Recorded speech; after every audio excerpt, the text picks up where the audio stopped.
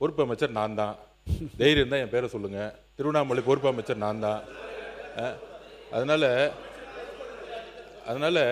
இது தேவையில்லாத விவாதங்கள். நாங்கள் சொல்றது என்னன்னா, கேள்வி கேளுங்கள், பழி சொல்லாதீர்கள். நாங்கள் 100 வருஷம் தான் இருக்கு, எங்க மேல பழி சொல்றதுக்கு என்ன இருக்கு?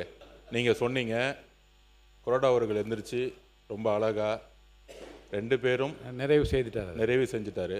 இப்போ கூட அவர் பேசும்போது பொறுப்பு அமைச்சர் பேருக்கு வந்து பச்சை துண்டு போட்டுக்கிறாரு. பொறுப்பு அமைச்சர் நான் தான், தைரியம் தான் என் பேரை சொல்லுங்க. திருவண்ணாமலை பொறுப்பு அமைச்சர் நான் தான். அதனால இது தேவையில்லாத விவாதங்கள். நாங்கள் சொல்றது என்னன்னா, கேள்வி கேளுங்கள், பழி சொல்லாதீர்கள். நாங்கள் 100 வருஷம் தான் இருக்கு, எங்க மேல பழி சொல்றதுக்கு என்ன இருக்கு?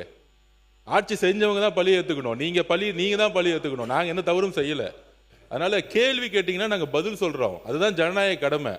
ஆனால் அங்கே உட்காந்துக்கிட்டு 100 நாள் வந்த ஆட்சியை பார்த்து எல்லா தவறுகளும் நம்ம செஞ்ச மாதிரியே திருப்பியும் நம்ம ஏதோ தவறு செஞ்ச மாதிரியே பேசக்கூடிய பேச்சுகள் தான் நாங்கள் வந்து உடனே எந்திரிச்சு அதுக்கான பதில் சொல்ல வேண்டியதாக இருக்குது. அதை சொன்னா உடனே எல்லாரும் எந்திரிச்சு கத்துறாங்க. ஜனநாயகபூர்வமா அண்ணன் பேசும்போது நாங்க அமைதியா கேட்டுட்டு இருந்தோம். ஆனா அவங்க நாங்க பேசணும்னா அவங்க கேட்க மாட்டாங்க.